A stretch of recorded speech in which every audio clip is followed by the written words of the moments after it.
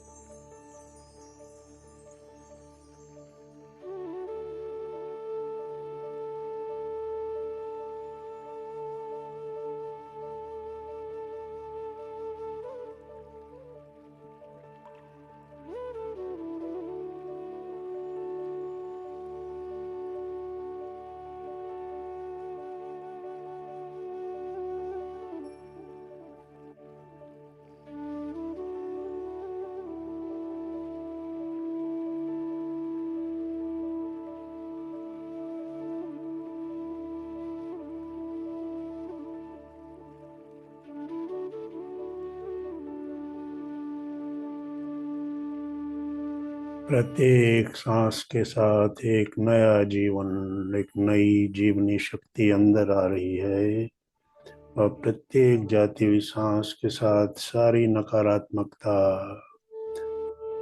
हर अवांछनीय वस्तु बाहर निकल रही है।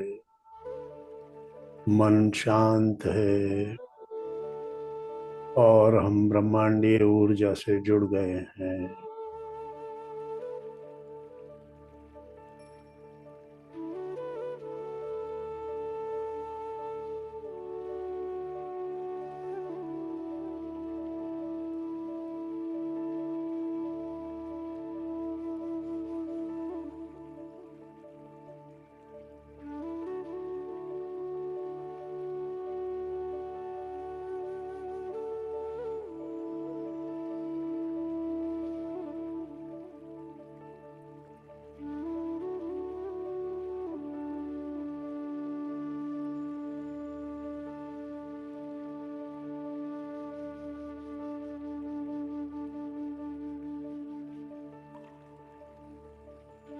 हमारा मन उस ब्रह्मांडीय ऊर्जा को ग्रहण कर रहा है,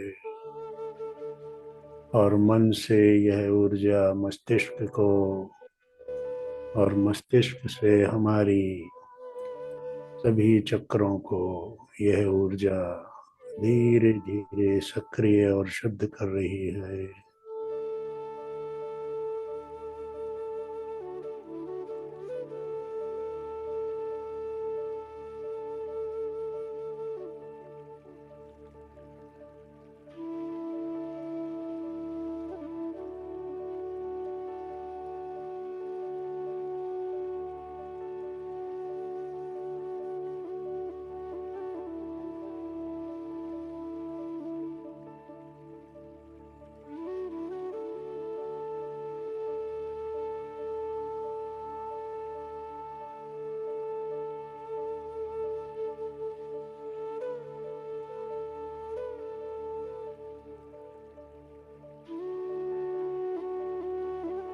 सर से लेके पांव की उंगलियों तक पूरा शरीर ऊर्जामय हो गया है। प्रत्येक कोशिका में ब्रह्मांडीय ऊर्जा का संचार हो रहा है। और अब देखिए, हम अपनी अंतर जगत की यात्रा में आ चुके हैं। अपने एकांत का आनंद, अपने आत्म स्वरूप से साक्षात्कार, इस यात्रा पर आगे बढ़ते जाइए, गहरे और गहरे उतरते जाइए।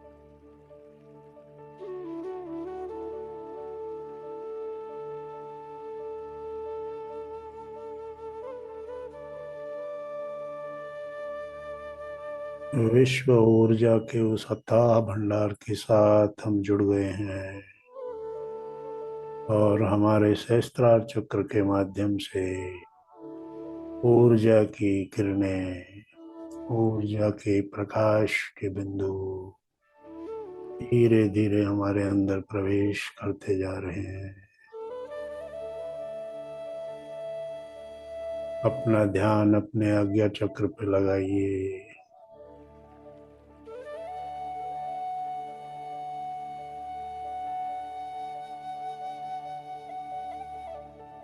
प्रकाश को महसूस कीजिए अपने आज्ञा चक्र पर।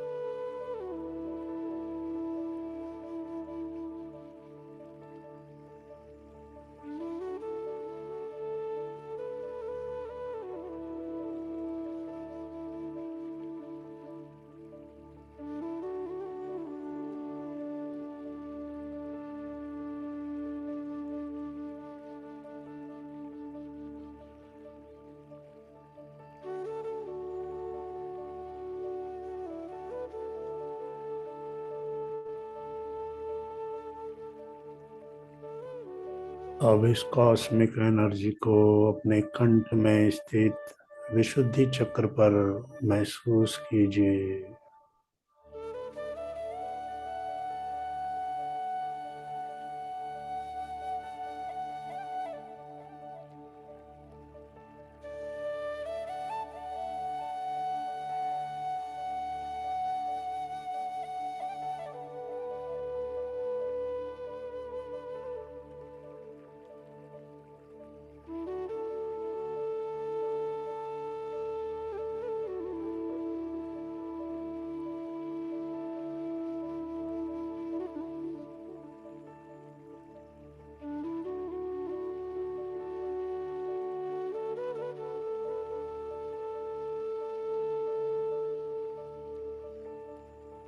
विशुद्धि चक्र शुद्ध और सक्रिय हो गया है। और अब हम अपने अनाहत चक्र पर इस ऊर्जा को महसूस करेंगे। अपना पूरा ध्यान अपने अनाहत चक्र पे, हृदय क्षेत्र में स्थित इस चक्र पर लगाइए।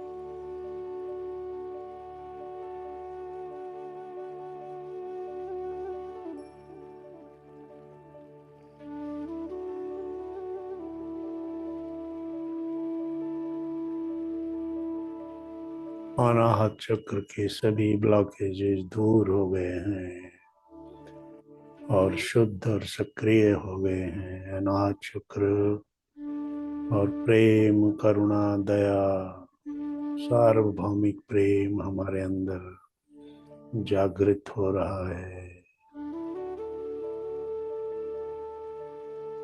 धीरे धीरे इस ब्रह्मांडीय ऊर्जा को अपने नाभि क्षेत्र में स्थित मणिपुर चक्र पर महसूस करें।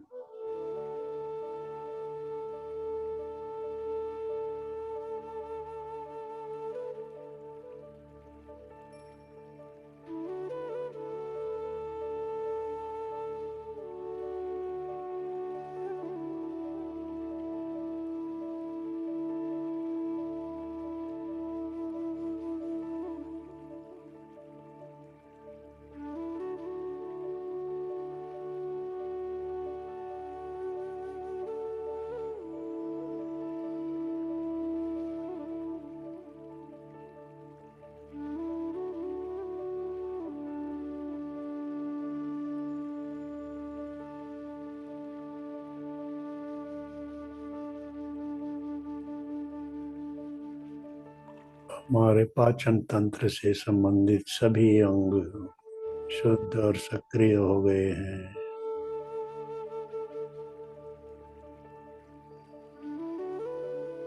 और अब हम इस ब्रह्मांडीय ऊर्जा को अपने स्वादिष्ठान चक्र में महसूस कर रहे हैं।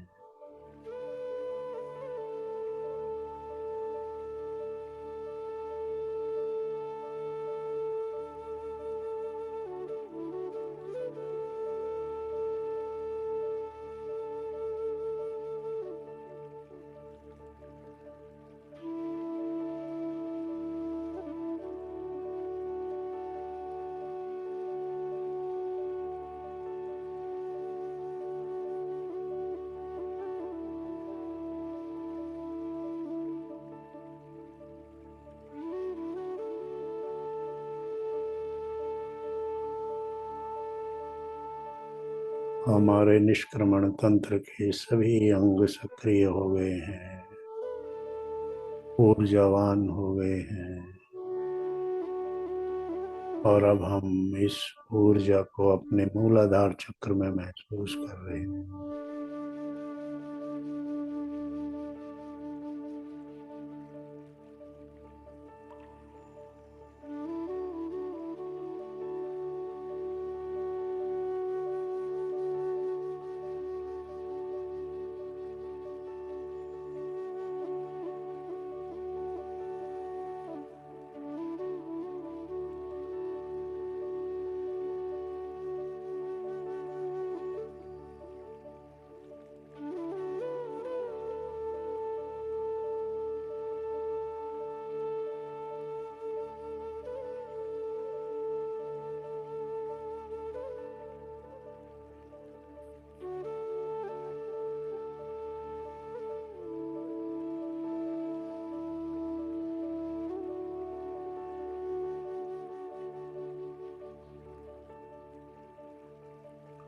और अब हमारी यह ऊर्जा हमारे प्रत्येक कोशिका में, पूरे शरीर में फैल रही है। एक प्रकाश की तरह पूरा शरीर प्रकाशित हो गया है। ऊर्जावान शरीर सभी प्रकार की नकारात्मकता से मुक्त होकर अपने अंतर जगत की यात्रा में केवल अपने एकांत के आनंद में डूबे हुए हैं।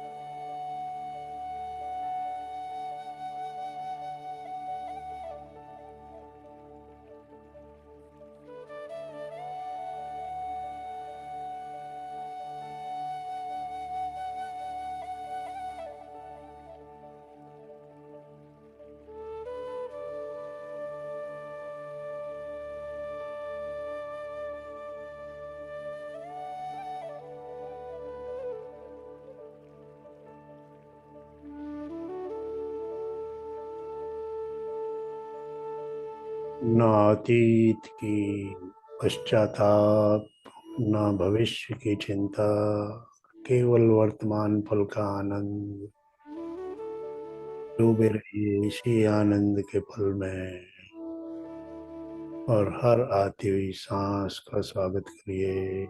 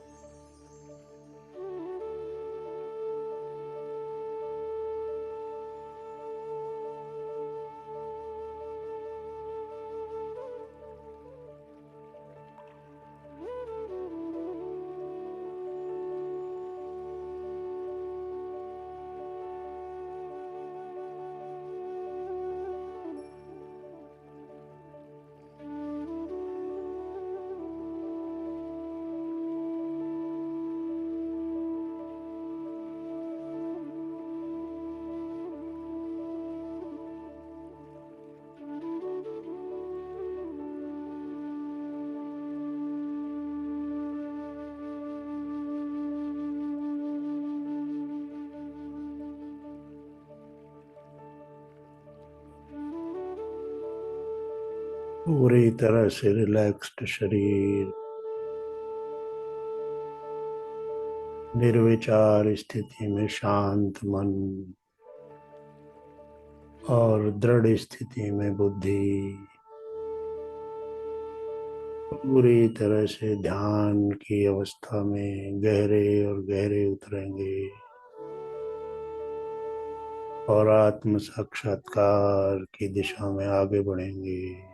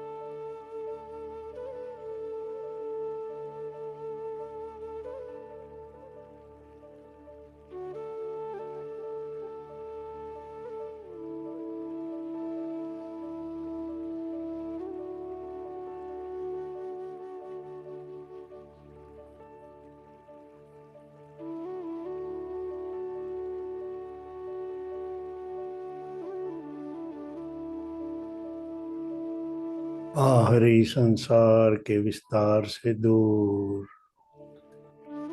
केवल अपने साथ, केवल अपने शून्य में स्थित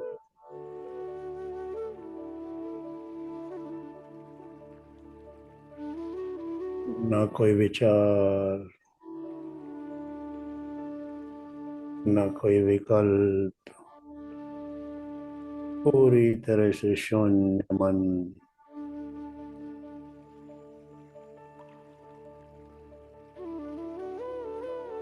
शून्य मस्तिष्क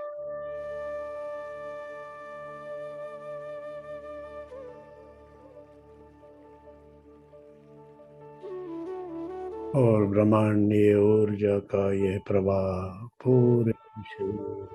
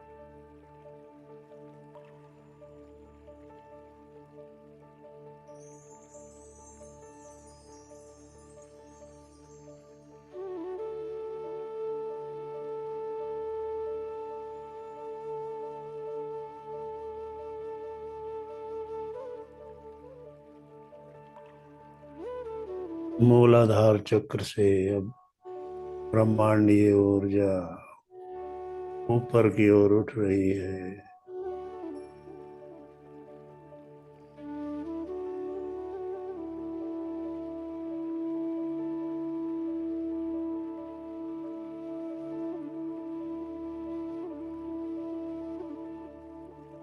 स्वादिष्ठान चक्र,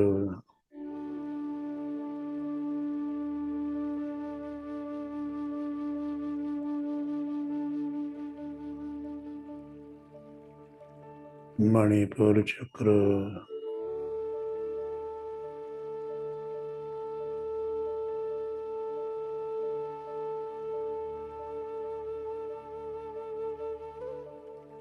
अनाहत चक्र,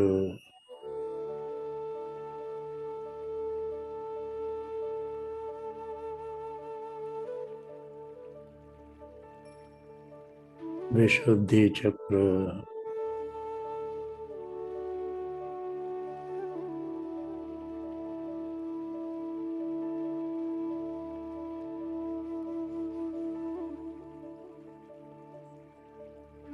और हमारी थर्ड आई चक्र,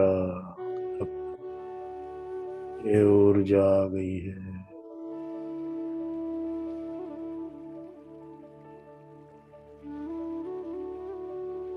और इस प्रकार सहस्त्रार चक्र में स्थित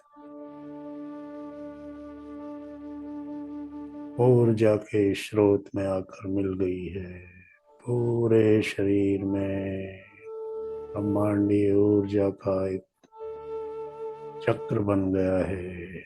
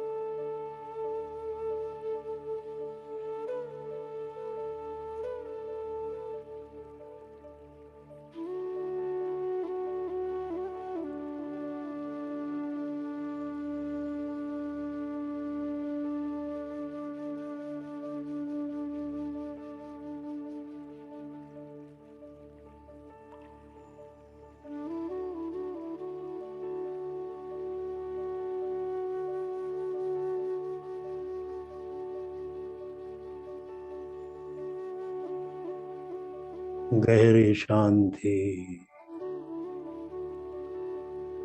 शांत मन, केवल आती और जाती हुई सांसों के साथ पूर्ण समर्पण।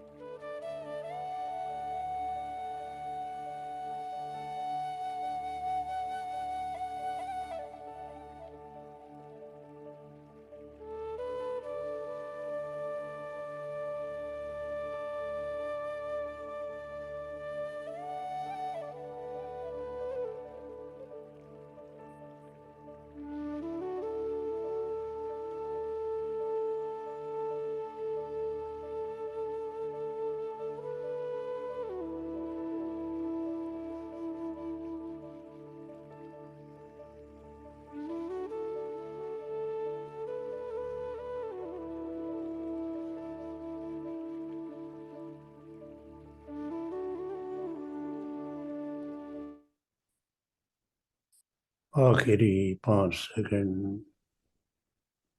5, 4, 3, 2, 1, 0। अपनी दोनों हथेलियों को अपनी आंखों पे रखेंगे।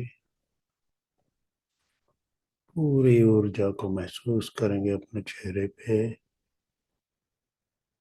धीरे धीरे मुस्कुराते हुए अपना आंखें खोलेंगे। सहज हो जाएंगे इस शरीर के प्रति।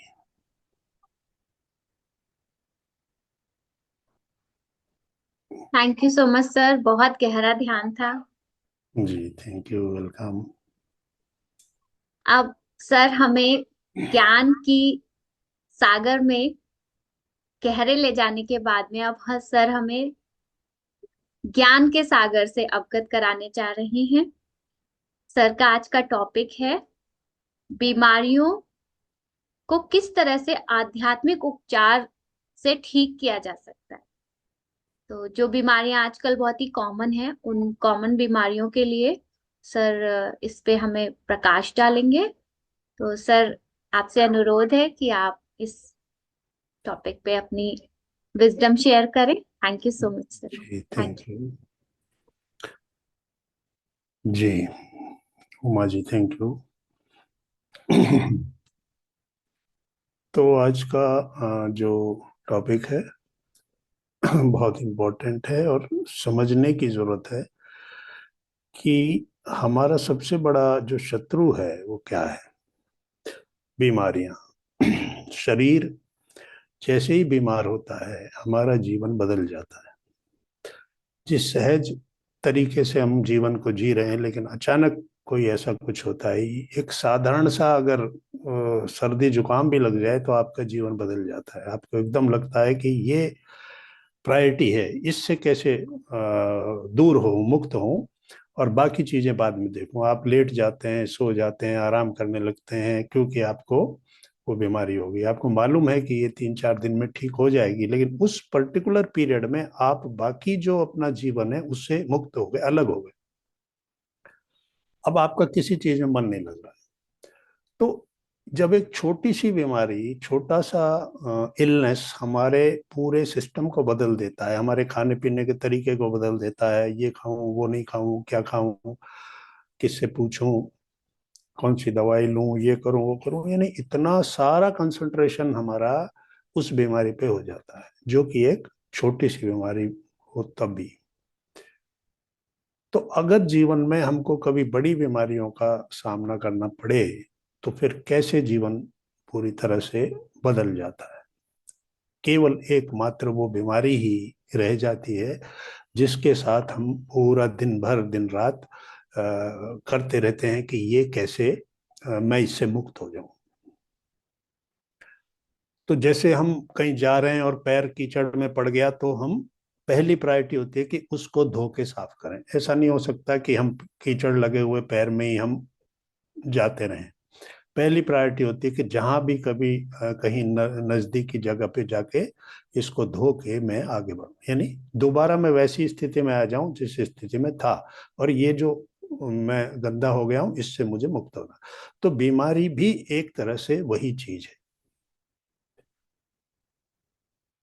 निर्मलता को मल ने ओढ़ लिया।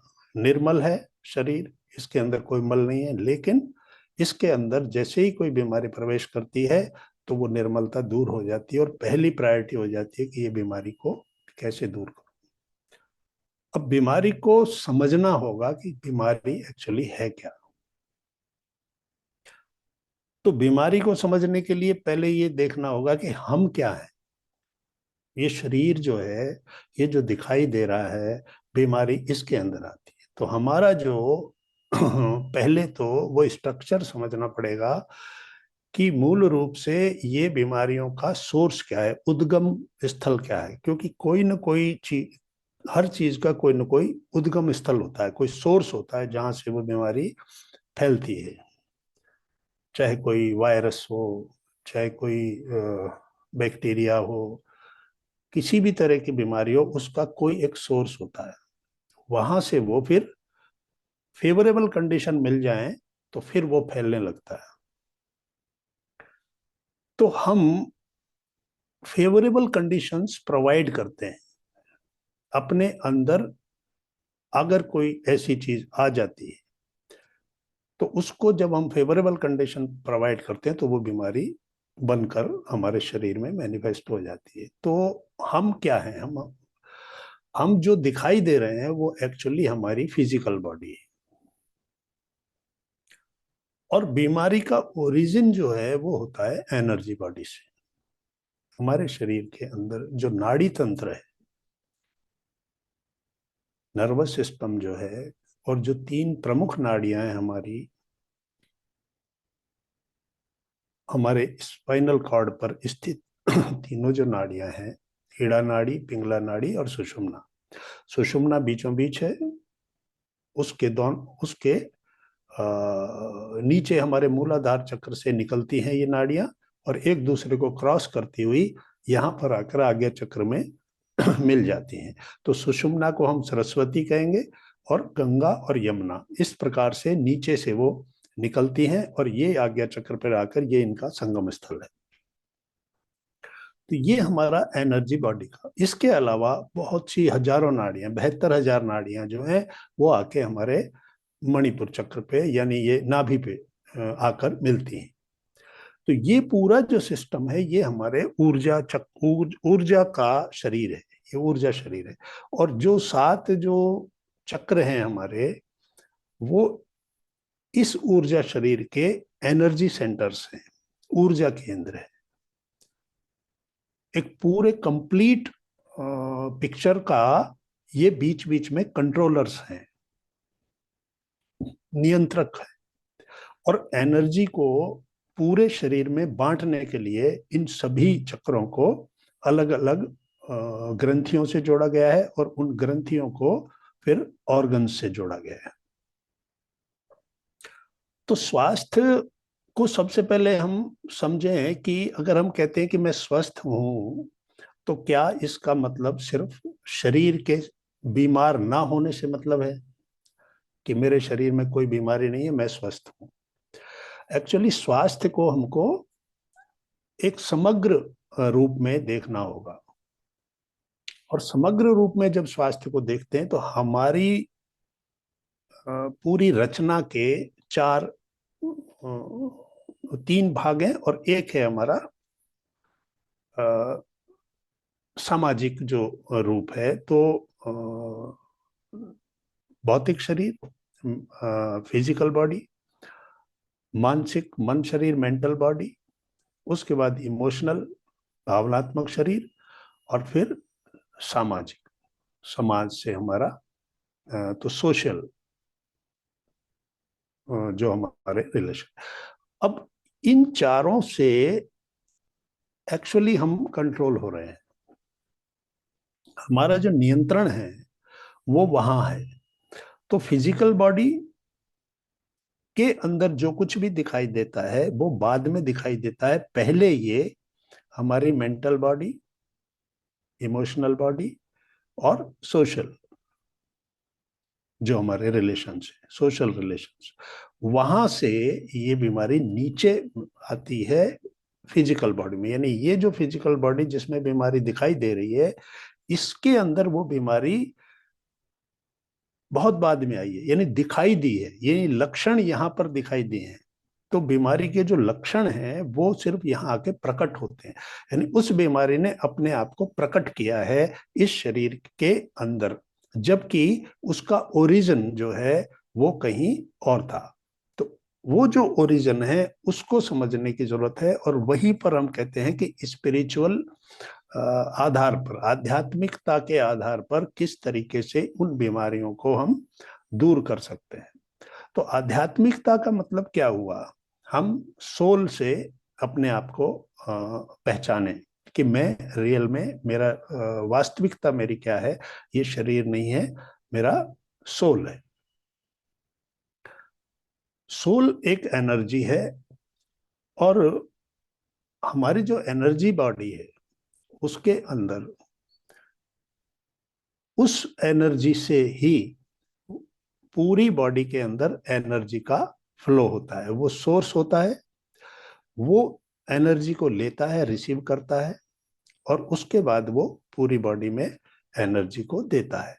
जहां जहां हमारे एनर्जी सेंटर्स में हमारे मेंटल ब्लॉक्स की वजह से एनर्जी का फ्लो रुक जाता है, तो वहीं पर वो ग्रंथि जो उस ऊर्जा चक्र से जुड़ी हुई है और उस ग्रंथि से जो अंग जुड़े हुए हैं, वहां तक ऊर्जा नहीं पहुंच पाती। और जब वो वहां पर नहीं पहुंच पाती है, तो वो अंग अपनी कार्य क्षमता जो उसकी है, जो 100% जो कैपेसिटी है, वो कैपेसिटी उसकी धीरे धीरे कम होने लगती है। जब उसकी कैपेसिटी कम होने लगती है, तो हम ऐसा महसूस करते हैं कि ऐसा फील हो रहा है, ऐसा लग रहा है, लेकिन हम पता नहीं कर पाते कि ऐसा क्यों लग रहा है। धीरे धीरे अगर वो स्थिति लंबी रहती है, तो वो अंग पूरी तरह से ऊर्जा विहीन हो जाता है और काम करना बंद कर देता है। इस स्थिति में जाके हम डॉक्टर के पास जाते हैं कि मुझे कुछ ऐसा फील हो रहा है, मुझे कुछ ऐसा लग रहा है, जबकि उसका ओरिजिन बहुत पहले हो चुका था। वो एनर्जी का जब फ्लो रुका था, वो बीमारी की शुरुआत थी, बीज बोया गया था। तो वो बीज जब बोया गया था, तो हमको पता नहीं पड़ा, बीज जमीन के अंदर चला गया। फिर वो छोटा पौधा बन के बाहर आया, तो हमने ध्यान नहीं दिया, क्योंकि उससे कोई ज्यादा फर्क नहीं पड़ा। लेकिन फिर जब वो एक बड़ा पेड़ बना, तब हमको लगा कि ये क्या हो गया, ये क्या चीज है, ये तो हमने कभी देखी नहीं थी, ये मेरे सामने क्या आ गया। तो फिर हम जाते हैं डॉक्टर के पास। अब डॉक्टर्स जो हैं, उनके पास एक ही तरीका है, वो लाक्षणिक उपचार करते हैं। वो आप जो बताएंगे कि मुझे यहाँ दर्द है, वो यहाँ दर्द की दवा दे देंगे, या वो आपके टेस्ट लिखेंगे। आप उन टेस्ट के आधार पर वो आपको बताएंगे कि आपका ये अंग खराब हो गया है, वो उस अंग का ट्रीटमेंट शुरू कर देंगे। अंदर जो कुछ घट रहा है, उसका आपको पता नहीं है कि ये जो ओरिजिन था, जहां से ये ओरिजिनेट हुआ था, उस पर मैं कोई काम नहीं कर रहा हूं। मैं सिर्फ जो लाक्षणिक है उसका उपचार कर रहा हूं। तो करीब 3,000 चिकित्सा थेरेपी हैं, जो केवल शरीर का ही उपचार करती। उनके अंदर कहीं भी मन और आत्मा के लिए कोई उपचार नहीं है।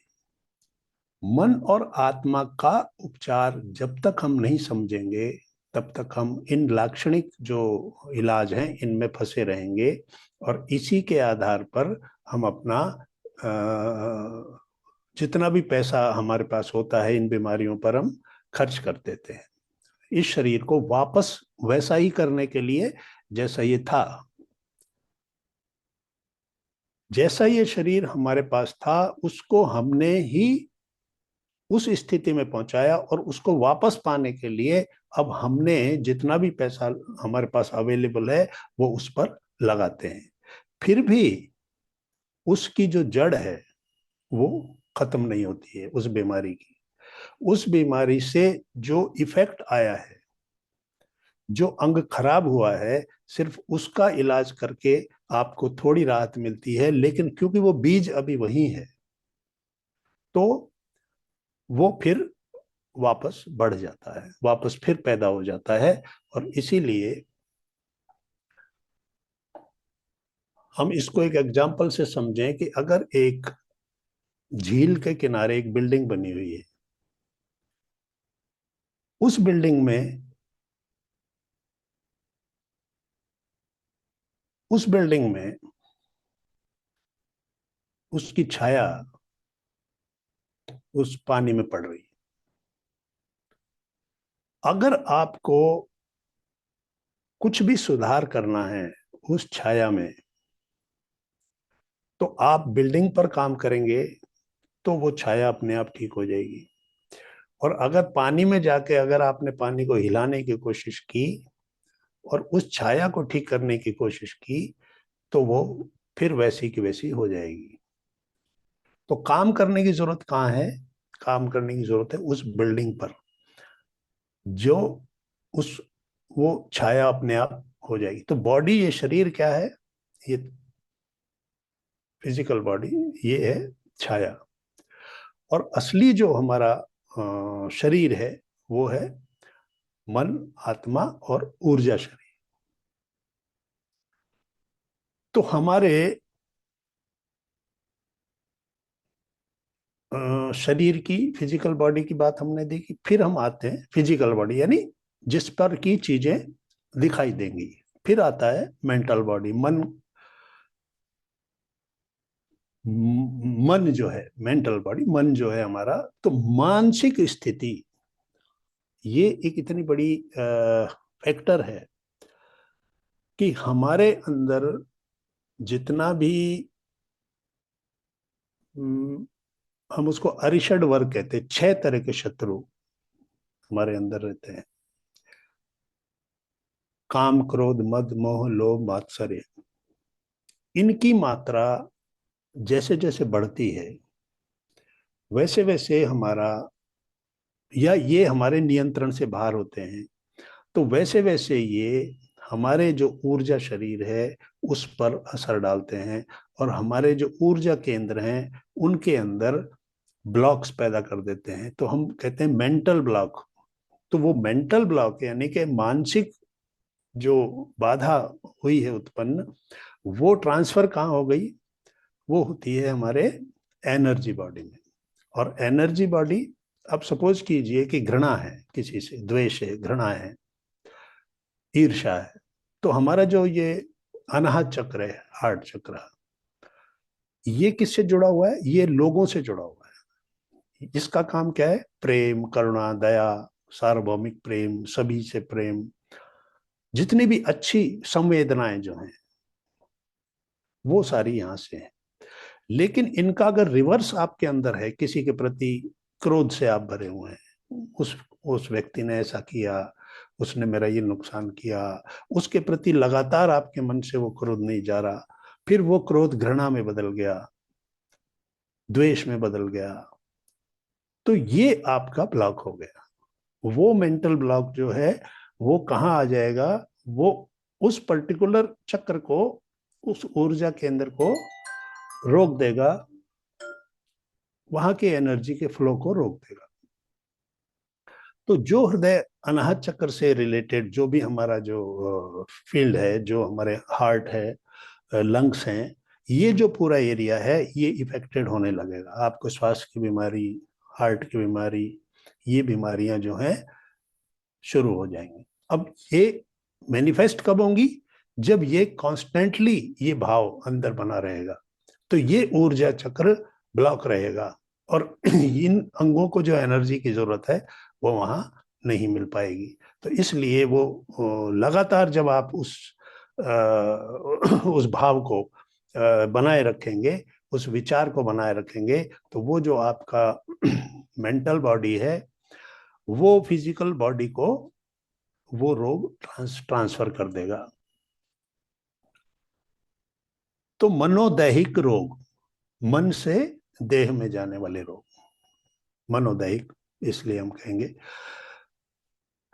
अब देह में आ गया रोग, शरीर में आ गया, तो टेंशन हो गई। अभी तक अंदर था, वो द्वेष के रूप में, घृणा के रूप में था, वो ब्लॉक हो रही थी, हमको पता नहीं। जैसे ही वो शरीर में आया तो और ज्यादा टेंशन हो गया, तनाव हो गया। अब ये जो तनाव है इसने फिर एक मेंटल ब्लॉक पैदा कर दिया। इसने हमारे विशुद्धि चक्र और ऐसे जो चक्र हैं जहां पर कि तनाव का जो असर होता है, हमारे पाचन तंत्र पे तनाव का असर होता है, उन ऊर्जा केंद्रों को ब्लॉक कर दिया। यानी पहले आई थी बीमारी कहाँ? हमारे मन में, मन में किसी के प्रति कोई विचार से वो कॉन्स्टेंटली वहां बनी रही, तो उससे पैदा क्या हुआ? उससे एनर्जी ब्लॉक पैदा हुआ, ऊर्जा का वो केंद्र ब्लॉक हो गया। उससे वो अंग हमारा इफेक्टेड हो गया, शरीर में दिखाई देने लगा। हम डॉक्टर के पास गए, उसने चेक करके बताया कि आपको ये बीमारी है। अब इस बीमारी से स्ट्रेस हुआ, तनाव हुआ, और उसने फिर अंदर एक दूसरा रूप ले लिया, यानी फिर उसने कोई दूसरे चक्र को ब्लॉक कर दिया। तो ये डिजीज साइकिल जो है, ये डिजीज साइकिल फिर चलती रहती है, और वहां बाहर इलाज शुरू हो जाता है। डॉक्टर कहता है ये खाना है, ये नहीं खाना है, ये सोना है, ये पीना है, मतलब दुनिया भर की जो जो आपको इंस्ट्रक्शंस मिलती हैं वो सारी मिल जाती हैं, और दवाइयाँ ये वो सब हो जाता है। अब वो दवाइयाँ तो खा रहे हैं, लेकिन अपने आप को एक मरीज के रूप में आपने क्लासिफाई कर दिया, आपका वर्गीकरण हो गया। जैसे ही आप कहीं जाते हैं किसी डॉक्टर के यहाँ, तो बोलते हैं कि पेशेंट आ गया, है ना। आपका आपका जो भी नाम है आप जो कुछ भी थे वो सब हट गया। आप हो सकता है किसी बहुत बड़ी पोस्ट पे हो, कोई बहुत बड़ा आप काम करते हो, लेकिन वहां पहुंचते ही लोग कहते हैं पेशेंट आ। मीन्स आपकी जो क्लासिफिकेशन है वो आपने खुद एक पेशेंट के रूप में कर ली। तो अब आपका वो जो तनाव है वो निरंतर आपके अंदर बन गया कि मैं एक पेशेंट हूँ, क्योंकि डॉक्टर से आपका निरंतर संपर्क रहेगा, कॉन्स्टेंटली रिलेशन रहेगा। तो अब आपके अंदर एक पेशेंट होने का भाव पैदा हो गया, और वो जो भाव है वो कॉन्स्टेंटली जब हम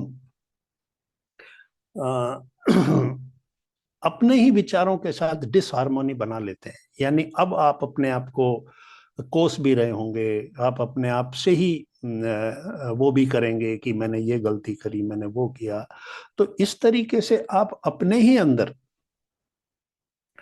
सब स्टैंडर्ड थॉट्स को क्रिएट करना शुरू कर दें, यानी खुद के बारे में सब स्टैंडर्ड थॉट्स आने लगेंगे। उन सब स्टैंडर्ड थॉट्स का परिणाम होगा कि आप दूसरों को इसका दोष देने लगेंगे। उसने ये किया इसलिए ये हुआ, उसकी वजह से मैंने ये किया, उसका ये परिणाम हुआ, जो भी, अगर आपको समझ है तो। अदरवाइज अगर आपको इन सब चीजों की समझ नहीं है तो आप सीधा बोलेंगे कि मुझको ये बीमारी हो गई है, मैं इलाज करा रहा हूँ। लेकिन अगर आपको ये पता है कि ये बीमारियों का ओरिजिन का कैसे होता है, हमारी मेंटल बॉडी जो है, उसके बाद आती है हमारी इमोशनल बॉडी। अब हमारे इमोशंस जो हैं वो एवरी सेकेंड एक नया रूप धर लेते हैं, क्योंकि ये विचार है। इमोशन क्या है? एक विचार है, और विचार क्या है? एनर्जी है। तो energy in motion is emotion. तो जो एनर्जी नेगेटिव हो गई है, किसी भी व्यक्ति के बारे में एक खराब विचार आ गया, अपने घर में अपने ही परिवार के लोगों के प्रति कोई खराब विचार आ गया, अपने पड़ोसी के बारे में, अपने कलीग्स के बारे में, अपने समाज के किसी भी व्यक्ति बारे में, रिलेशंस के बारे में अगर कोई खराब विचार आता है, या किसी ने आपको कुछ डिसीव किया, धोखा दिया, कहीं नुकसान हो गया, तो एक खराब विचार आता है, तो हमारी जो इमोशंस हैं, इमोशनल बॉडी जो है वो इफेक्टेड होने लगती है। हमारी इमोशनल बॉडी सीधे सीधे एनर्जी बॉडी है एक तरह से, क्योंकि हर विचार को एनर्जी दी जाती है। जैसे ही आपको आपके अंदर कोई अच्छा भाव आता है, तो पूरे शरीर में एक ताकत का अनुभव होता है। आपको कोई अच्छी खबर मिलती है तो आप दौड़ सकते हैं, दौड़ने लगते हैं, और कोई खराब खबर मिलती है तो आप बैठ जाते हैं, वहीं बैठ जाते हैं। आपके अंदर इतनी भी ताकत नहीं रहती कि उठ के भी जा सके। तो क्या था ये? एक विचार था जिसने नेगेटिव एनर्जी को अपने अंदर डाला, और उस नेगेटिव एनर्जी ने पूरे शरीर की एनर्जी को सोख लिया। अब आप चल भी नहीं सकते। और एक पॉजिटिव विचार, किसी ने कहा कि आपको ये अच्छा हुआ आपके साथ, तो वो पॉजिटिव थॉट ने आपकी एनर्जी को बढ़ा दिया, यानी कि पूरे शरीर में एक पॉजिटिव एनर्जी फैल गई। तो इसको हम एक एग्जाम्पल से समझेंगे भगवत गीता में सभी जानते हैं, तो अर्जुन और कृष्ण का संवाद है। अर्जुन ने जब युद्ध के क्षेत्र में वो पहुंच गया तो उसने श्री कृष्ण जो सारथी थे उनसे कहा कि मुझे आप ऐसी जगह जाके मेरा रथ खड़ा कीजिए जिससे मैं ये देख सकूं कि मुझे किन से युद्ध करना।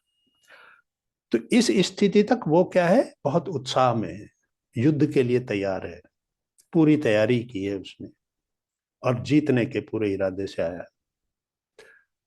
जैसे ही वो रथ को वहां खड़ा करते हैं जहां वो देखता है कि किन किन लोगों से युद्ध करना है, तो थोड़ी देर तक देखने के बाद वो ये कहता है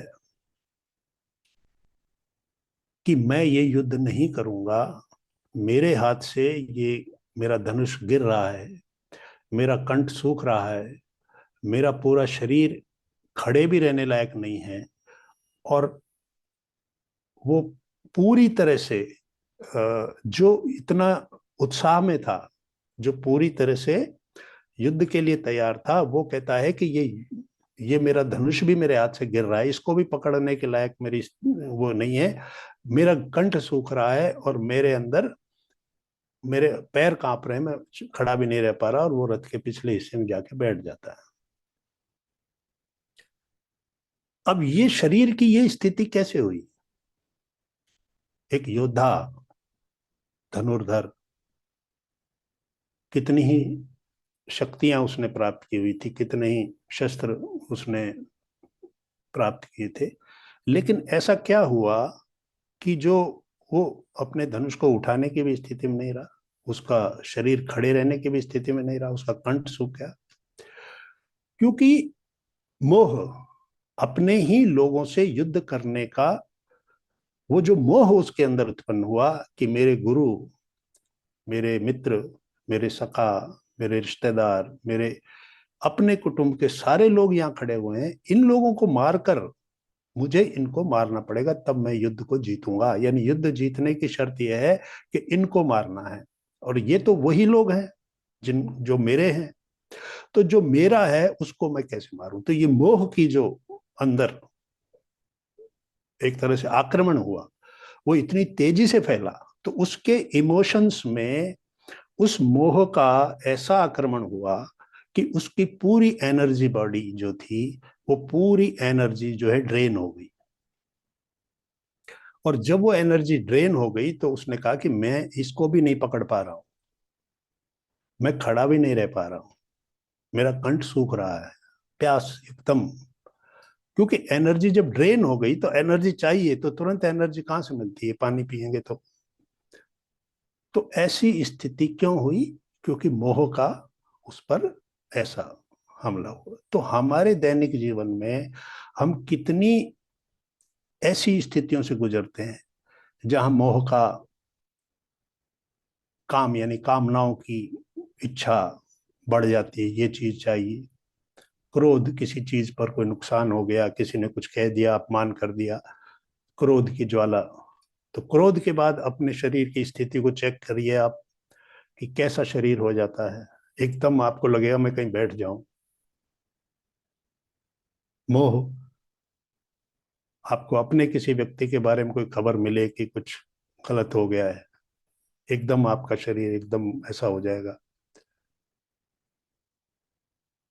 लोभ से, आप लोभ के अंदर कोई काम करते हैं, लालच में कोई काम करते हैं,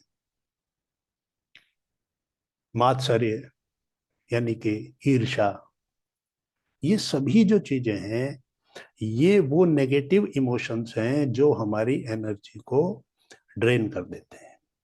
तो हमारी इमोशनल बॉडी जो कि इन सभी को निरंतर फेस करती है, ये जो छह शत्रु हैं ये निरंतर उसके ऊपर काम करते रहते हैं।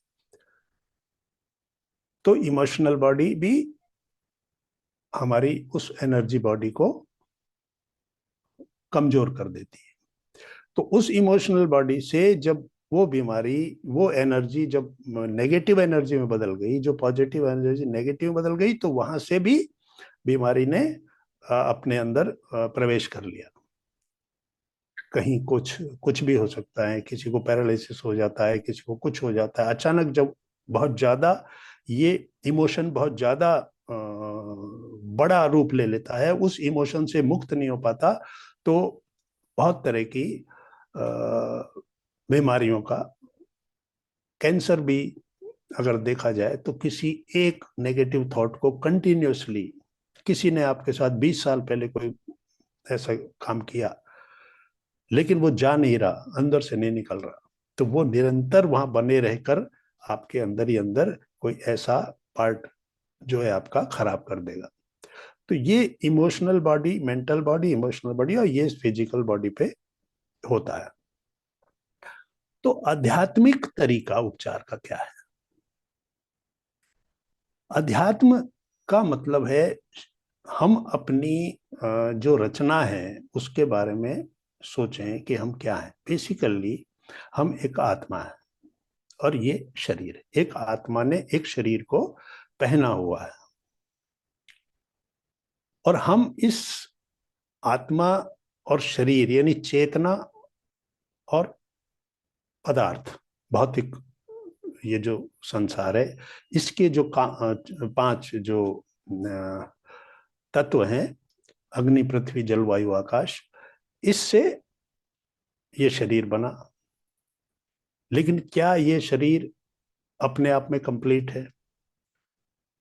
उसके अंदर जब तक चेतना नहीं आती तब तक वो शरीर किसी काम का नहीं। तो महत्वपूर्ण क्या है, ये शरीर या वो चेतना, चेतन तत्व वो जरूरी है। तो चेतन तत्व जो है वो एनर्जी है, ब्रह्मांडीय ऊर्जा जो है उसका वो सघन एक रूप है, वो जो आत्म चेतना है। तो हम कहते हैं कॉन्शियसनेस। तो कॉन्शियसनेस का विस्तार करने की बात हम करते हैं कि कॉन्शियसनेस जब सीमित रहेगी, एक सीमित जगह पे रहेगी, तो वो इन सभी चीजों के कब्जे में आ जाएगी। यानी कि 6 शत्रु हैं हमारे, हमारे इमोशंस हैं, हमारे मन के अंदर उठने वाले सभी तरह के जो जो 5 इंद्रियां हैं, वो पांचों इंद्रियां हमारे मन को लगातार डिस्टर्ब करती रहती हैं। इच्छाएं, मन हमारा इन इंद्रियों के माध्यम से विषयों में उलझा रहता है, और जो इच्छा पूरी नहीं होती वही इच्छा हमारे अंदर क्रोध का रूप ले लेती है। तो इस प्रकार से वो जो सोल है उससे कनेक्ट जब तक नहीं होंगे, तो अध्यात्म का मतलब सोल अवेयरनेस, कि मैं बेसिकली एक सोल हूं, और ये जो शरीर मेरा है, इस शरीर में अगर कोई बीमारी आई है तो वहां अंदर जो मेरी ऊर्जा का जो मुख्य केंद्र है, तो हमारे रचना जो है हमारी जिस तरह से हुई है उसके अंदर चेतन तत्व का और पदार्थ का, तो 5 तत्व ये हो गए, अग्नि पृथ्वी जल वायु आकाश। तो हमारे मूलाधार चक्र से पृथ्वी तत्व, हमारे स्वादिष्टान चक्र से जल तत्व, मणिपुर चक्र से अग्नि तत्व, अनाहत चक्र से वायु तत्व, और विशुद्धि चक्र से आकाश तत्व। तो ये पांचों मिलकर ये जो चक्रों की जो हमारी ऊर्जा चक्र जो है हमारे, जो नियंत्रित करते हैं पूरी बॉडी के अंगों को, तो वो भी इन पांचों तत्वों का इम्बैलेंस बॉडी में क्रिएट हो जाता है। अगर आपके मूलाधार चक्र में ब्लॉक हो गया, ब्लॉकेज हो गया, तो समझिए कि इस पृथ्वी के तत्व का इम्बैलेंस बॉडी में हो गया। तो ये सारे जो चक्र हैं ये जो इम्बैलेंस हो जाते हैं, उसका कारण है कि कोई पर्टिकुलर चक्र के अंदर, उस तत्व के अंदर ब्लॉकेज हो गया, तो वो तत्व का कमी हो गई, उसके अंदर फ्लो रुक गया है ना, तो वो तत्व कम हो गया। तो ये जो हम कहते हैं कि अलाइनमेंट जो है बिगड़ गया चक्रों का, चक्रों को हमने एक तरह से संतुलित नहीं है, चक्रों को संतुलन में लाना है। तो वो शरीर, शरीर से ये 5 तत्वों से, फिर 5 इंद्रियां, फिर 5 हमारे उन इंद्रियों के विषय, स्पर्श गंध श्रवण रूप रस, ये जो भी है, ये 5 जो हैं, अब इनसे इंद्रियों की दोस्ती या इंद्रियों का इनमें डूबे रहना, तो इन सब से जब हमारा संतुलन नहीं रहता तो अपने अंदर हम असंतुलित हो जाते हैं, और विचारों के अंदर इच्छाओं की जो हमारे अंदर वो चलती रहती है, लगातार कामनाओं की दौड़ चलती रहती है, तो उससे हमारा एनर्जी शरीर अफेक्टेड हो जाता है।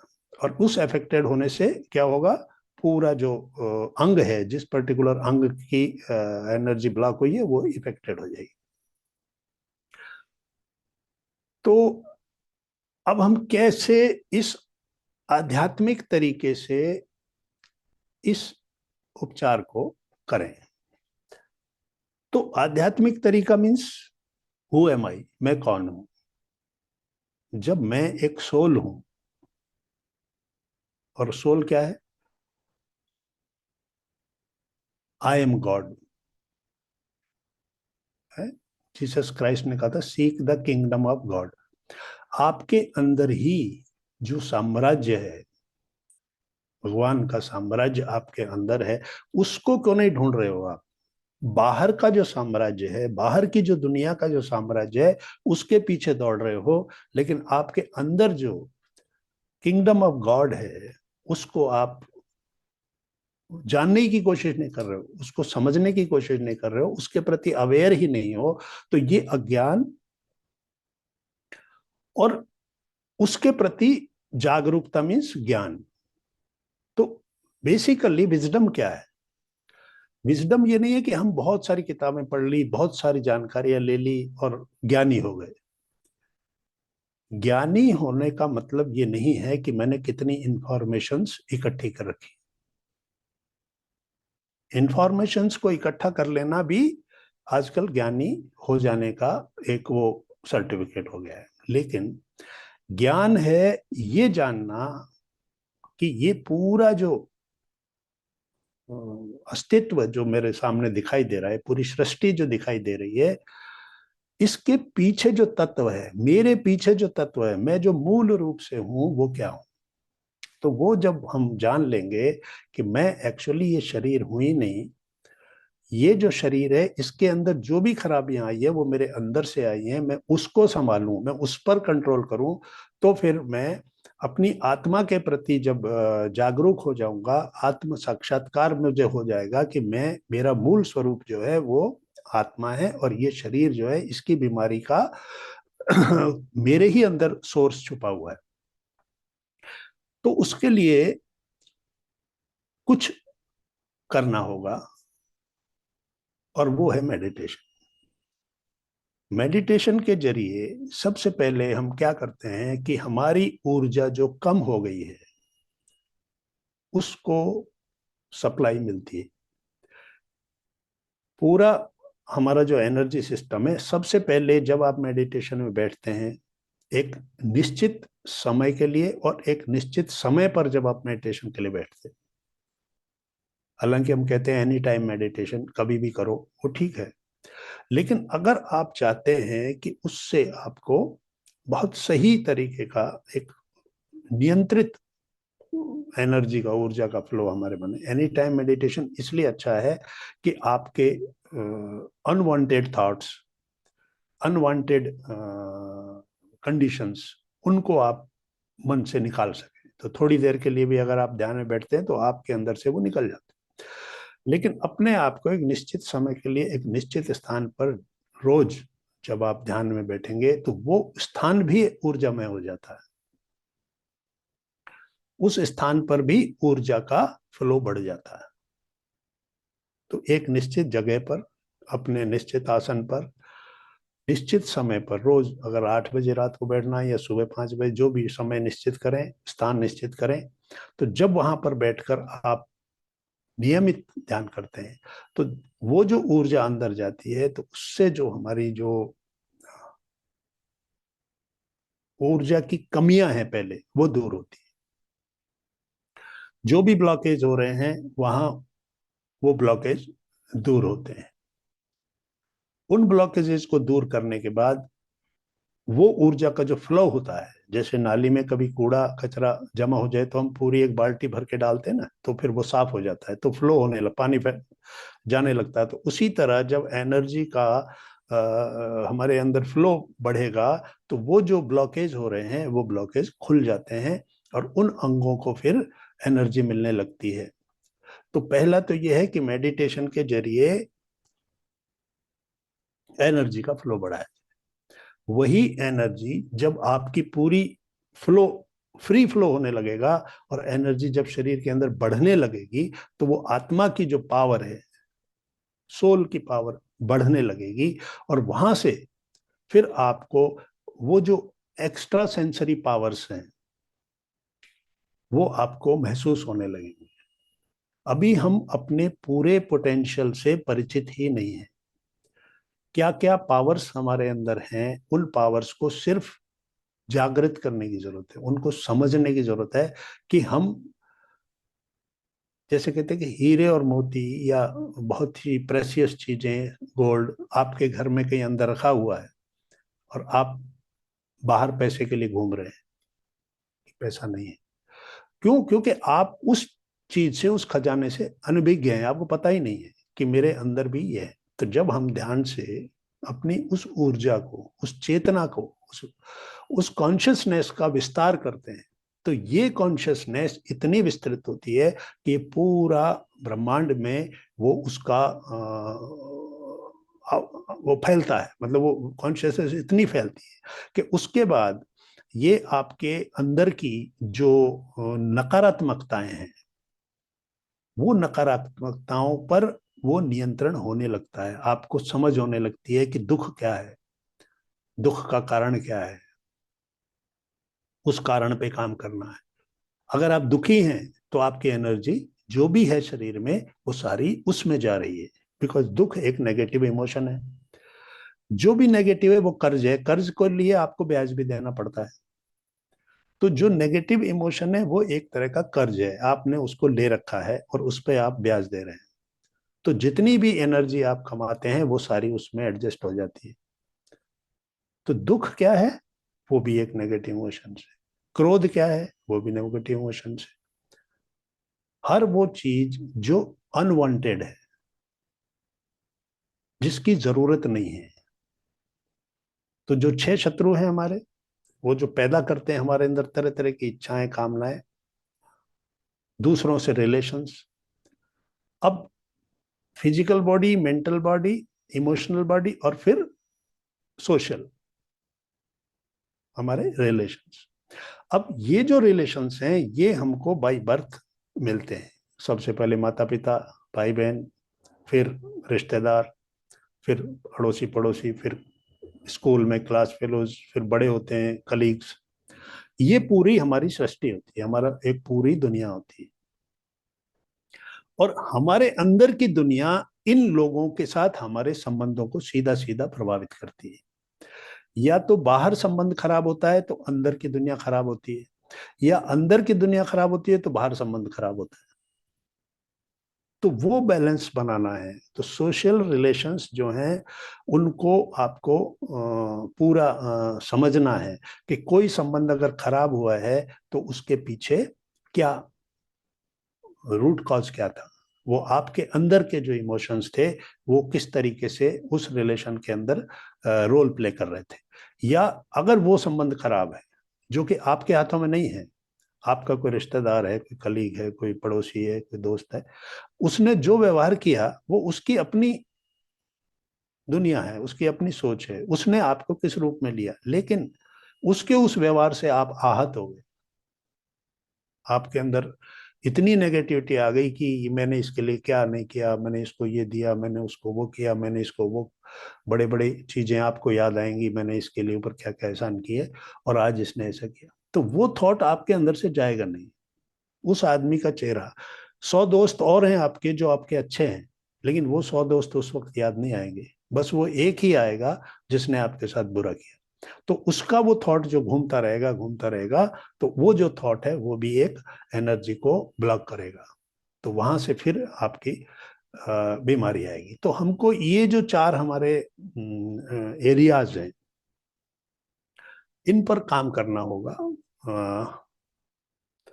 फिजिकल बॉडी में अगर कोई बीमारी आ जाती किसी भी कारणवश, हो सकता है कि वो इन सब कारणों से अलग हो, बाहर के एनवायरनमेंट से कोई बीमारी अचानक आ गई, अभी कोरोना आया था तो उसका कोई ये रीजंस नहीं थे, वो बाहर के एनवायरनमेंट से आया था।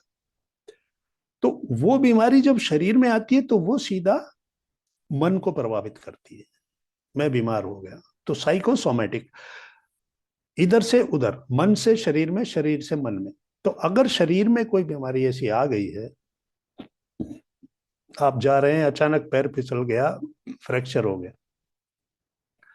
अब डॉक्टर ने 3 महीने के लिए आपको बेड रेस्ट बता दिया, तो अब उस वक्त अपने आप को एक अपॉर्चुनिटी के रूप में देखना है कि मुझे 3 महीने का बेड रेस्ट मिला है, मैं इतना रेस्टलेस था कि मैं रुकता ही नहीं था, मेरे पास कहता था कि समय ही नहीं है। तो अब आप उन कामों को करें, कोई किताब पढ़ें, अच्छा सोचें, बजाय इसके कि ये क्यों हुआ, ऐसा क्यों हुआ। यानी जितना आप अपने आप को नेगेटिविटी में ले जाएंगे तो वो शरीर से वो बीमारी मन में चली जाएगी, और मन के अंदर फिर वो डिजीज साइकिल बन जाएगी। मन से फिर वो मन किसी दूसरे ऊर्जा केंद्र को ब्लॉक कर देगा, फिर एक नई बीमारी वहीं पड़े पड़े आ जाएगी। तो हर सिचुएशन को किस रूप में लेना है कि it is part of the game. मैं इस धरती पर आया हूं, एक यात्रा है मेरी, एक जीवन यात्रा मेरी प्रारंभ हुई थी और इसका एक समापन है। मैं मूल रूप से एक आत्मा हूं।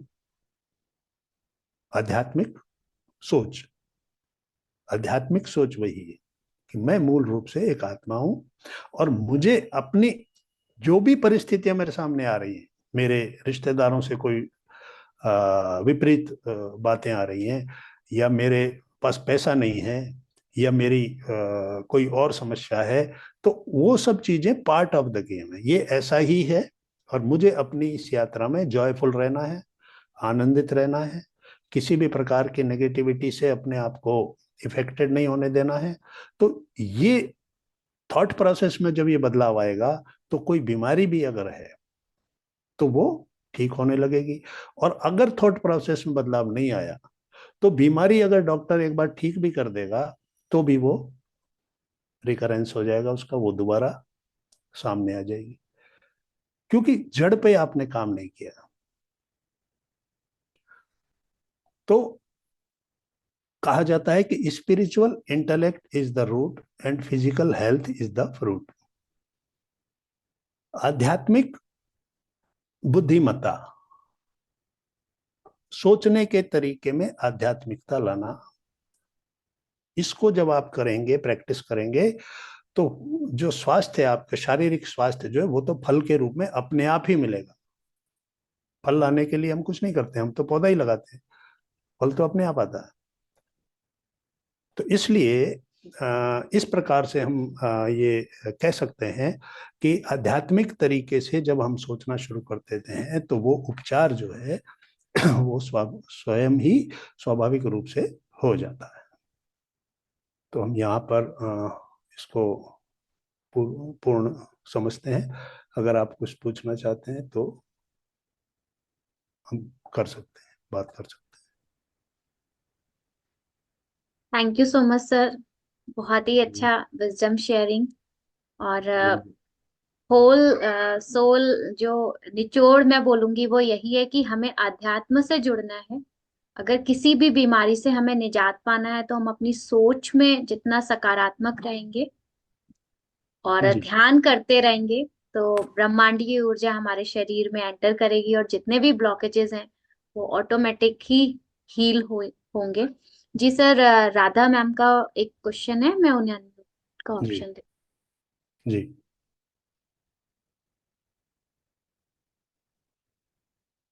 नमस्कार सर। जी नमस्ते। अ, मुझे ये पूछना था कि जैसे आपने बताया कि एनर्जी हमारे सोल से पहुंचती है सारे हम्म चक्रास में और सारे जो हमारे इनर पार्ट हैं, तो हम्म फिर हमारे खाने पीने का कुछ असर इस पे नहीं होता है? देखिए वो वो कहते हैं कि खाएंगे जैसा खाएंगे हम्म अन्न वैसा होएगा हम्म मन। हम्म और अगर लीवर की प्रॉब्लम है तो ये खाओ, किडनी की हम्म प्रॉब्लम है तो ये पियो, हम्म। ऐसा इसको हील करना है तो ये खाओ ये पियो, तो इसका खाने पीने का असर होता है कि नहीं होता फिर? देखिए हमारा आज का जो टॉपिक था वो था आध्यात्मिक उपचार, आध्यात्मिक तरीके से उपचार। अब ये जो बातें हैं आपकी कि खाना पीना, ये भी डेफिनेटली होना चाहिए। युक्ताहार विहारस्य युक्त चेष्टस्य कर्मसु, कि कर्म से। युक्त यानी जो उचित है ना। जैसे जी। पेट्रोल की गाड़ी है तो पेट्रोल ही डलेगा, डीजल नहीं डल सकता। डीजल डलेगा तो इंजन खराब हो जाएगा। तो पहले अपने आप को समझना है, मेरे शरीर की क्या रिक्वायरमेंट है। अब शाकाहार बेसिक चीज है कि शाकाहार, क्योंकि हम मूल रूप से इन 5 तत्वों से बने हैं और ये 5 तत्व पृथ्वी से हमको लेने हैं और ये 5 तत्व हमको शाकाहार से मिलते हैं। मिनरल्स, विटामिन, जो भी चीजें हमको चाहिए वो पृथ्वी से इन शाकाहार के माध्यम से हमारे शरीर को मिल जाता है। तो युक्त आहार यानी जो उचित है वो आहार, तो वो आहार तो आपको करना ही है।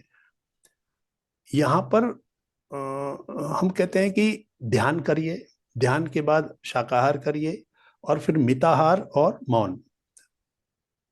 मिताहार यानी अपनी इंद्रियों से उतना ही काम लीजिए या उनको उतना ही आहार दीजिए जितनी की रिक्वायरमेंट है। हमारी 5 इंद्रियां इस पूरे संसार में लगातार उलझी रहती हैं। आंखें कुछ देखना चाहती है, कान कुछ सुनना चाहते हैं, मुंह कुछ खाना चाहता है, स्पर्श कुछ चाहते हैं, गंध, यानी हम अपनी 5 इंद्रियों से कुछ ना कुछ करते रहते हैं। और दूसरा, अपने शरीर के लिए कितना खाना चाहिए, क्या हमको ये मालूम है कि कितना परसेंट हमारे खाने में कार्बोहाइड्रेट होना चाहिए, कितने परसेंट प्रोटीन होना चाहिए, कितने परसेंट फैट्स होना चाहिए, कितना मिनरल्स, कितना विटामिन, कितना, तो कहाँ हम उसका ध्यान रख पाते हैं। तो वो होना चाहिए। वो तो जितना आप अच्छा शरीर को रखना चाहेंगे, ये बीमार होने के बाद, देखिए बीमारियों का आध्यात्मिक तरीके से उपचार है। यानी बीमारी शरीर में आ गई है तो उसका कैसे उपचार करें, या बीमारी ना आए उसके लिए क्या करें। खाना पीना ये सब तो स्वाभाविक रूप से शरीर की जो 3 तरह के धर्म हमारे हैं, शरीर धर्म, कुटुंब धर्म और स्वधर्म। शरीर धर्म मीन्स शरीर के प्रति मेरी ड्यूटीज। ये शरीर आपको दिया गया है, आप शरीर नहीं हो। ये एक गिफ्ट है आपकी सोल को, आपकी आत्मा को शरीर रूपी एक वाहन दिया गया है। तो इस वाहन को जो फ्री में आपको दिया गया है, इसको देखभाल करना तो आपकी ड्यूटी है। तो शरीर धर्म, क्या खाना चाहिए, कितनी मात्रा में खाना चाहिए, किस समय खाना चाहिए, तो ये सब चीजें तो डेफिनेटली जरूरी है, ये तो करना ही पड़ेगा। जितना आप वो कर सकते हैं, जितना आप अपने आप को इस डिसिप्लिन में रख सकते हैं, अपने शरीर धर्म को निभा सकते हैं, उतना आप करिए। कब आपको शरीर की शुद्धि है ना, क्योंकि ये जो हमारा टॉपिक था वो सीमित था आध्यात्मिक तरीके से उपचार करना। उसके बाद बहुत कुछ चीजें हैं, यम नियम है शरीर के ऊपर। यम क्या होता है, नियम क्या है, उसके अंदर शरीर के प्रति सारी ड्यूटीज आ जाती हैं। ये जो ध्यान हम कर रहे हैं, इस ध्यान को हमने क्या किया है, बहुत शॉर्ट कर दिया है, शॉर्टकट बोलते ना। वरना ध्यान में जाने से पहले आपको यम नियम, आसन, प्राणायाम, प्रत्याहार, धारणा, इन स्टेजेस से गुजरना पड़ता है, फिर ध्यान और फिर समाधि आता है। तो वो ध्यान जो कि इतनी कंडीशंस में से गुजरने के बाद हम करते हैं, वो ध्यान हम सीधा करने लग गए। तो पहले वो शुद्धिकरण जब नहीं हुआ शरीर में, तो सीधा ध्यान से जो ऊर्जा आनी चाहिए थी उतनी नहीं आ पाती। 1 घंटे के ध्यान अगर 10 आदमी करते हैं तो 10 आदमियों के शरीर की स्थिति के हिसाब से, उनकी मानसिक स्थिति के हिसाब से उनके अंदर ऊर्जा आएगी। ऐसा नहीं है कि 1 घंटे 10 आदमी ने किया तो सबको बराबर मिलेगी, उनके अंदर की स्थिति क्या है। तो इसलिए भोजन सही करना, शाकाहारी करना, उचित मात्रा में करना, उचित सोच रखना, उचित इंद्रियों को उतना ही इन्वॉल्व करना। जैसे अभी मोबाइल को ले लीजिए, मोबाइल में सब कुछ भरा हुआ है, यूट्यूब भरा हुआ है, ये वो दुनिया में। अब जो चीजें जरूरी नहीं है वो भी हम देखते रहते हैं। कितनी जरूरत है उस चीज की, उसका परवाह नहीं करते। अब ब्रेन जो है, मस्तिष्क जो है, उसकी एक सीमा है उसकी। जैसे होता है ना, हर गाड़ी में होता है ना, इतना सीसी का इंजन है, इतना सीसी का इंजन है। तो हमारा भी ये इंजन जो है, इसकी भी सीमा है। अब जब हम उसमें इंफॉर्मेशन लोड करते रहते हैं, तो फिर वो भी उसकी भी फंक्शनिंग जो है स्लो होने लगती है। जैसे मोबाइल जब फुल हो जाता है तो ये भी स्लो हो जाता है ना, तो उसी तरह। तो ये सारे जो चीजें इंद्रियों को, जिन चीजों की जरूरत नहीं है, हमारी आंखें उसको भी देख रही हैं। सुनने के लिए कोई किसी की बुराई कर रहा है तो वहां मजा आ रहा है, तो उसको भी सुन रहे हैं, जबकि वो अनवांटेड है, उसकी जरूरत नहीं है आपको। कोई किसी के लिए बुरा कह रहा है तो वो उन दोनों के बीच की बात है, लेकिन वहां भी इंटरेस्ट आता है क्योंकि इंद्रियों को सुख मिलता है उस सुनने में। तो श्रवण क्या करना चाहिए, वो हमको देखना है। तो श्रवण मनन और निधिध्यासन, यानी सुनो, उस पर विचार करो और फिर उसको इम्प्लीमेंट करो अपने ऊपर, यही रखना है। लेकिन हम क्या सुन रहे हैं इस पर कभी हमने ध्यान नहीं दिया। जो भी सुनने को मिल रहा है उसको सुन लिया, किसी का बुरा सुन रहे हैं, भला सुन रहे हैं, जो भी है। तो इंद्रियों को एक मिताहार, यानी पहले तो शरीर को भोजन उतनी मात्रा में जितने की जरूरत है, और हमारी इंद्रियों को उतनी ही मात्रा में चीजें दी जाए जितनी उनको जरूरत है। जिस चीज की जरूरत नहीं है उस चीज को छोड़ देना है। अक्सर हम, अगर मान लो किसी नाले के पास खड़े हैं, वहां बदबू आ रही है और हमको वेट करना है बस का या किसी का, तो हमारा दिमाग कहाँ लग जाता है, नेगेटिविटी में। देखो, सफाई नहीं करती, गवर्नमेंट का ये हाल है, म्यूनिसपैलिटी का ये हाल है, यानी हम जब तक वहां खड़े रहेंगे हम इन्हीं बातों में उलझे रहेंगे कि कितनी बुरी हालत है, खड़ा रहना भी मुश्किल हो रहा है। वेरेज आप उस वक्त आसमान को देख सकते हैं, आप किसी चिड़िया को देख सकते हैं, आप अपने थॉट्स को किसी अच्छी चीज में लगा सकते हैं।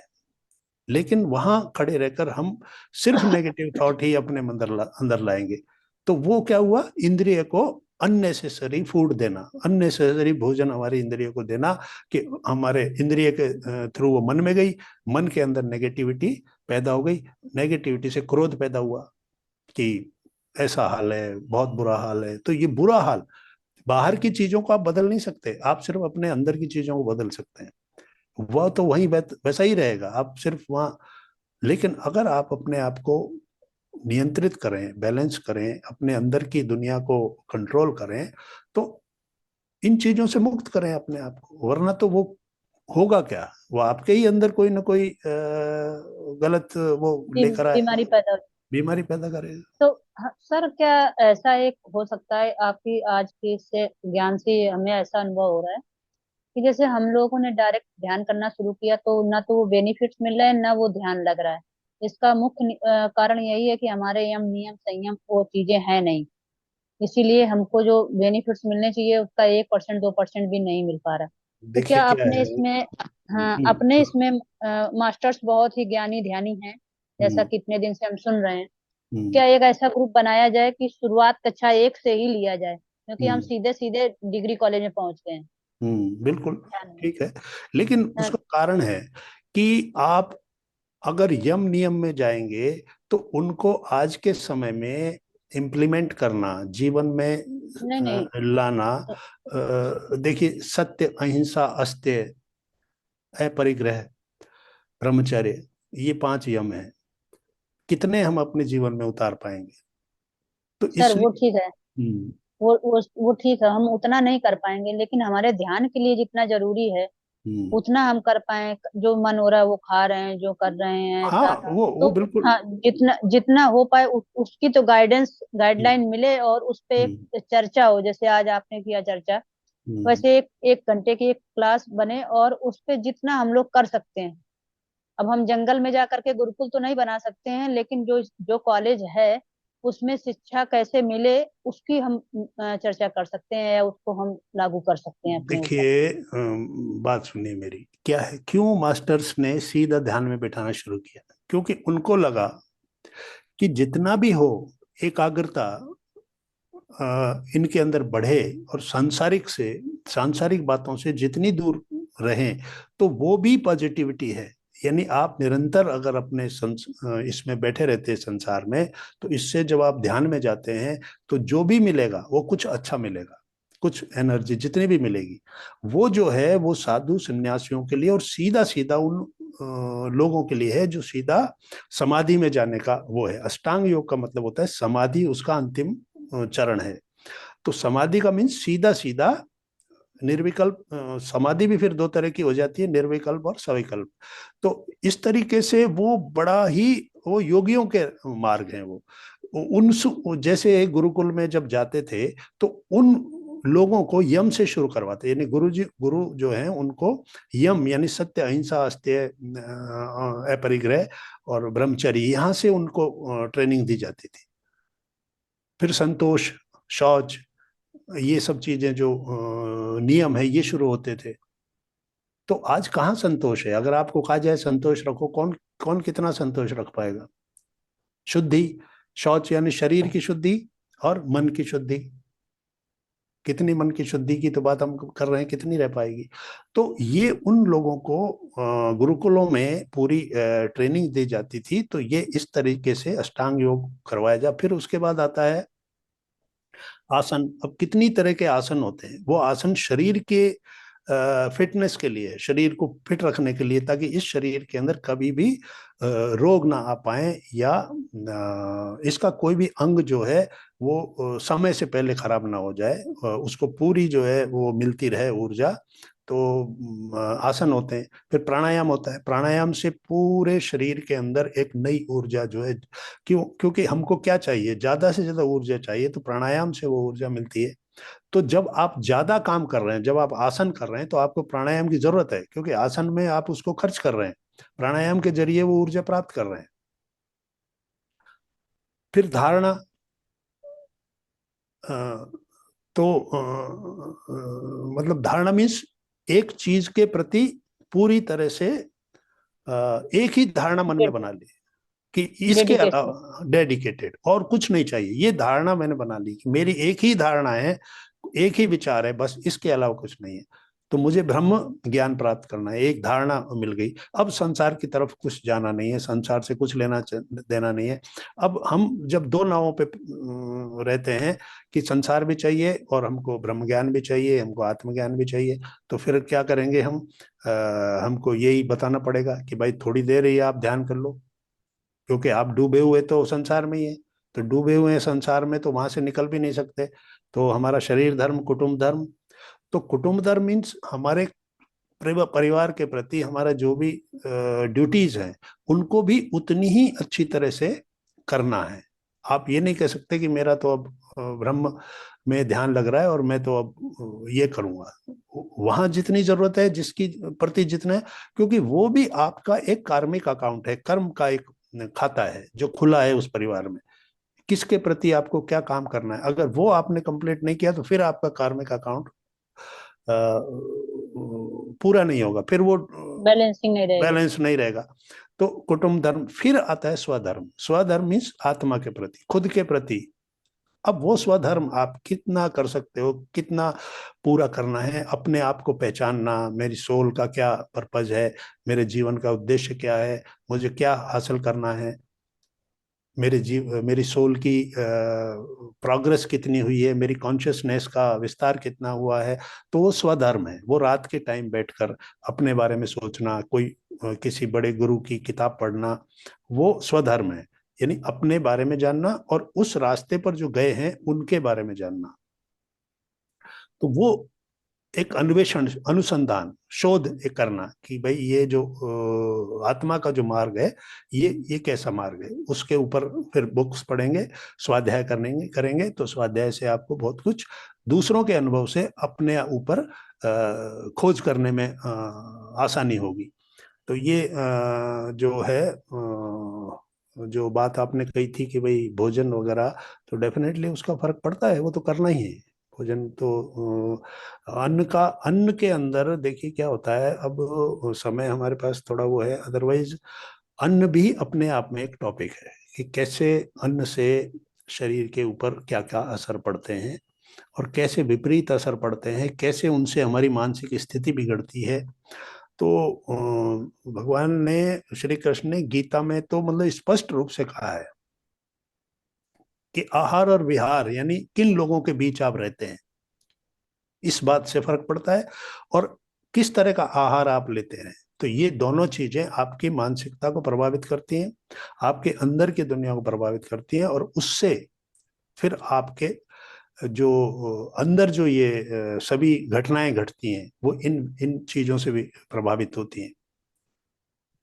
सर क्या इस पे एक दिन इसका टॉपिक रखा रखा जाना चाहिए? जी, मैं उनसे बात कर, जरूरत। I will talk to sir them. एक बात और पूछनी थी, जैसे आपने बताया स्वाध्याय के लिए जो पत्री सर की भी बुक्स हैं और लोगों की बुक्स हैं, क्या इसके आइडियो मिलेंगे? क्योंकि पढ़ना तो इतना संभव नहीं हो पा रहा है, तो सुनने पे थोड़ा सा मैं समझता हूँ कि हाँ। आपको PSSM एक चैनल है यूट्यूब पे, PMC करके भी है और PSSM भी है, वहां पर बहुत कुछ मिल जाएगा। PMC जो चैनल है ना, वहां पर ये कुछ ना कुछ होता रहता है, तो वहां पर ये स्वाध्याय अभी चल रहा होगा। आई थिंक, मुझे अभी याद तो नहीं आ रहा कौन सा चल रहा है, पर कहीं ना कहीं स्वाध्याय चल रहा होता है। तो आप PMC को देखिए, PMC चैनल यूट्यूब पे है। अच्छा जी। अच्छा, जी। ये जो लहसुन प्याज होता है, हम्म। इसका खाने से क्या ध्यान पर विपरीत प्रभाव पड़ता है? हाँ, देखिए, लहसुन और प्याज जो है ना, मेडिकली तो इसको ठीक माना गया है, but medical means medicine. Hmm. Medicine हम कितनी खा सकते हैं? हम हमेशा तो मेडिसिन नहीं खा सकते।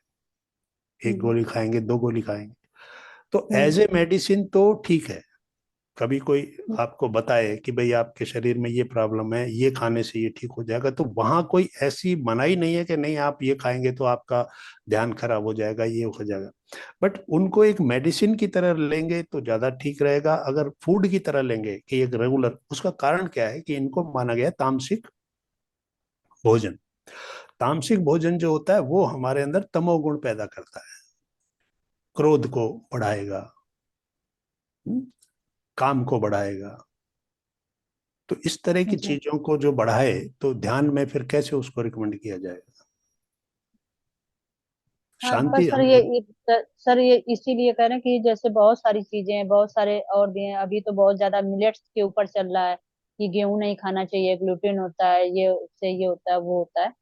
तो इस पे एक थोड़ा सा वर्कशॉप रख ली जाए यदि, तो हम लोग जैसे ध्यान में आगे बढ़े तो थोड़ी सी हमें लगता है प्रोग्रेस और जल्दी हो जाएगी, अगर राइट वे हमको मिल जाएगा सही से। ये बात आप उनसे कीजिए, नम्रता मिश्रा जी से बात कीजिए, वो आपको बताएंगे क्या करना है। ये Suman Bhatia ji. Thank you sir, thank you very much. जी। थैंक यू सर, बहुत अच्छा आपने बताया, और हमें आगे का आज कुछ लगा कि हाँ, इतने दिन में कि आगे के कुछ रास्ते हैं खुलेंगे। जी, thank you. Thank you very much. Ma'am, मैं आपको एक बात बताना चाहूंगी। आप पीएमसी जी मैम। हिंदी पे जैसे स्वाध्याय के लिए सर ने बिल्कुल सही बोला है। वहां पे जैसे अभी अभी आप पढ़ने की स्थिति में नहीं है तो आपको वहां पे सुनने के लिए बहुत अच्छी अच्छी बुक्स का स्वाध्याय मिलेगा। और साथ ही साथ आपको हेल्थ से रिलेटेड भी बहुत कुछ मिलेगा। जिस तरह से अभी आप कह रहे हैं कि ये खाना चाहिए, ये खाना नहीं चाहिए, आप पीएमसी हिंदी, पीएमसी गुजरात को फॉलो करोगे, वहां पे बहुत इस तरह के सेशंस चलते हैं। आप यूट्यूब चैनल सब्सक्राइब कर सकते हैं, आपको बहुत फायदा होगा। Thank you. और मैम, जो बुक्स आपने बताई हैं, ये थोड़ा सा एक लिस्ट आप ग्रुप में डाल दीजिए कि कौन कौन सी हैं स्वाध्याय के लिए। जी मैम, आपको लिस्ट मिल जाएगी। Thank you. Thank you very much, thank you madam.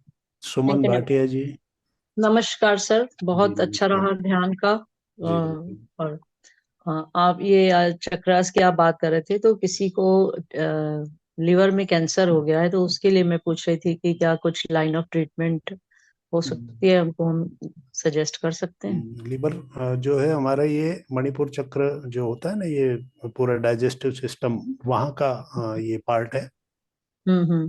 तो मणिपुर चक्र पे काम कीजिए, इसकी ध्यान कीजिए मणिपुर चक्र पे। और हम्म। इसके लिए आप एक काम कर सकते हैं कि स्पिरिचुअल टैबलेट में काउंसलिंग होती है, जहाँ पर कि आपको इस तरीके से, आध्यात्मिक तरीके से कैसे रोगों को फेस किया जाए, उनको ठीक किया जाए। तो हम्म। आप मैं इनको, नम्रता जी को वो भेज दूंगा लिंक। आप गूगल एक फॉर्म भर के भेज दीजिए। ट्यूसडे को और फ्राइडे को काउंसलिंग होती है। ट्यूसडे को होती है 12 बजे से 2 बजे तक, और फ्राइडे को 3 बजे से 5 बजे तक।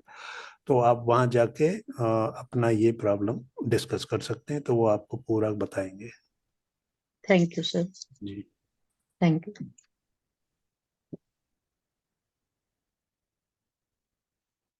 और कोई question? Pradyuma Pragya. Hello sir. जी। हेलो। हेलो सर, आप चक्रा के बारे में बोल रहे थे, उसके संबंधी मुझे पूछना है। अभी डायबिटीज रहेगा हम्म। तो आपका कौन सा चक्र ब्लॉक हो जाता है और उसके लिए क्या करना चाहिए? मेडिटेशन ही करना चाहिए? क्योंकि मेडिसिन तो सब लेते ही है, वैसा कुछ प्रॉब्लम नहीं। अभी कोई इंसुलिन पे है, उनका इंसुलिन कम करना है, तो उसके लिए आप क्या बता सकते हो सर? देखिए, एक तो क्या है कि ये हमारा पेनक्रियाज जो है, इससे ये रिलेटेड बीमारी है। और हम्म, पेनक्रियाज मीन्स वही डाइजेस्टिव जो सिस्टम है, हमारा मणिपुर चक्र जो है, वहां पर एनर्जी ब्लॉक है। तो यस ये सर। सब मणिपुर चक्र के हैं। आपको जो मैंने उनको बताया था, अच्छा। बिल्कुल एग्जैक्टली वो है।